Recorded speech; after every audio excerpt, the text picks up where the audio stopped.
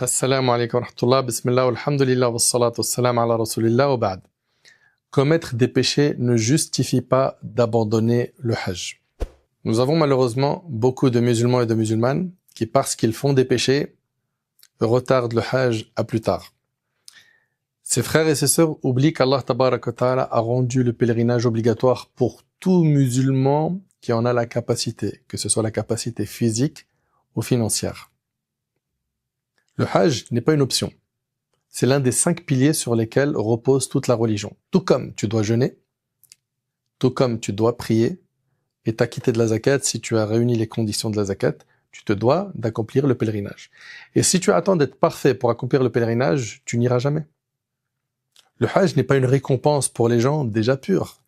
Le hajj est justement ce qui purifie les péchés.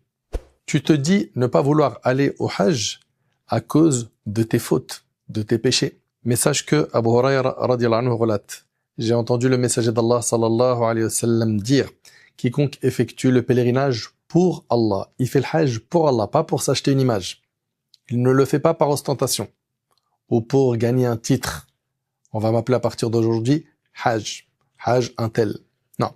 Le prophète sallallahu alayhi wa sallam nous dit: quiconque effectue le pèlerinage pour Allah, sans avoir de rapport sexuel. Il n'en a pas avec son épouse pendant le hajj. Et sans commettre de désobéissance, retourne chez lui aussi pur que le jour où sa mère l'a mis au monde, et c'est rapporté par Bukhari et Muslim. Allahu Akbar. Allahu Akbar. Le hajj fait en sorte que tu retournes chez toi aussi pur que le jour où ta mère t'a mis au monde. Subhanallah. Dire que tu retardes cette obligation religieuse qui contient cette immense récompense. Le prophète sallam dans le hadith d'Abi Hurayra, et le hadith il est rapporté par l'imam al-Bukhari, il a dit alayhi salatu wassalam: le pèlerinage pur de tout péché n'a d'autre récompense que le paradis. N'a d'autre récompense que le paradis. Je t'encourage donc à te repentir et à accomplir rapidement cette grande obligation. Ça sera pour toi un immense bien, Inch'Allah. Allah tabaraka wa ta'ala nous a d'ailleurs ordonné de nous hâter vers les bonnes œuvres. Allah Ta'ala nous dit dans Sourate Al-Hadid: Sabiqu ila maghfiratin min rabbikum. Hâtez-vous vers ce qui vous fera mériter le pardon de votre Seigneur. Concernant le paradis, il nous est demandé dans nos textes de nous hâter, de nous presser. Et concernant ce bas monde, c'est l'inverse qui est demandé. C'est d'avancer lentement mais sûrement.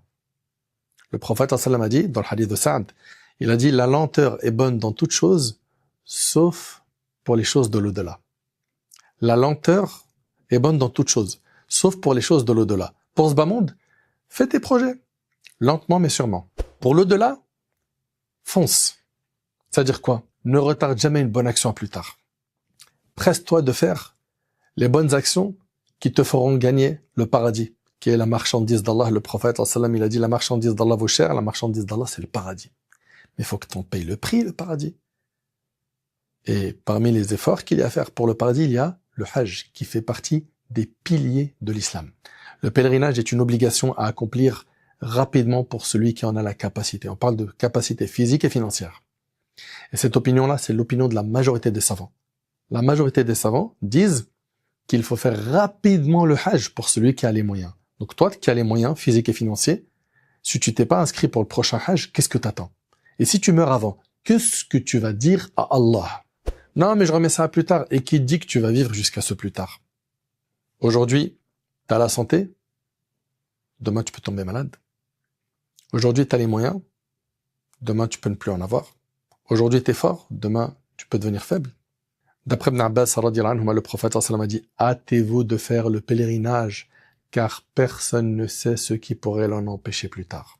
Et c'est rapporté par Al-Asbahani, subhanallah.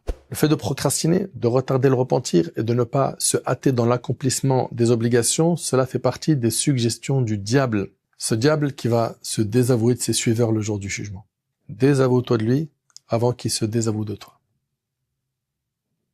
Et hâte-toi d'accomplir cette obligation religieuse.